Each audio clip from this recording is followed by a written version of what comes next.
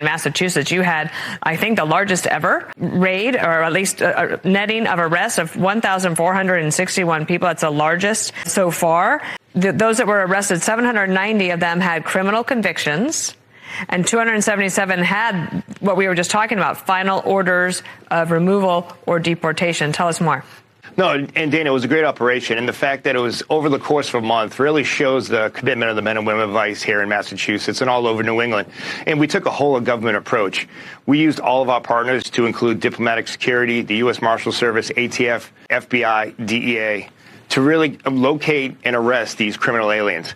One highlight for this operation is the fact that it was successful because we worked with our joint partners in a sanctuary state like Massachusetts, where it's extremely difficult.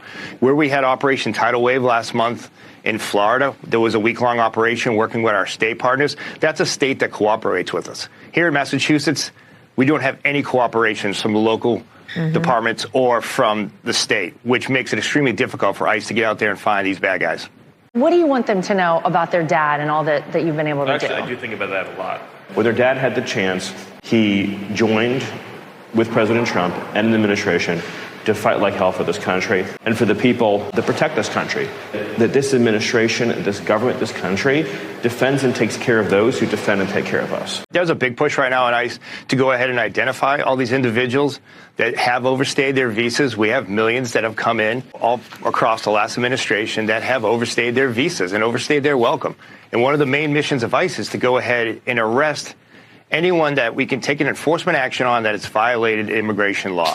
And violating their visa and violating that commitment to leave on time is one of those enforcement actions. And we're focused on that. And like your point, we want to go ahead and we make sure we take these bad actors out of the country before anything like this could happen. Because under the last administration, the screening just wasn't there. We don't have the intent of what a lot of these people came for.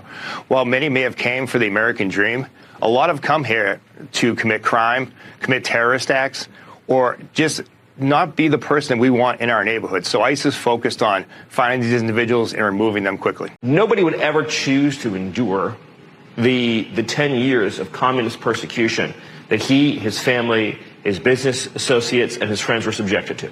Watching him now be able to outmaneuver the left every single day, be 10 steps ahead of them at all times, just demonstrates how much they miscalculated by coming after him, because they've now made him far stronger than they could have ever possibly imagined. I've never seen any leader more determined and resolved to do the right thing. Whenever anyone brings him a problem set, he always just says, we need to do what's right for the American people. I don't care what they say about me. I don't care what they do to me. I don't care what I have to endure.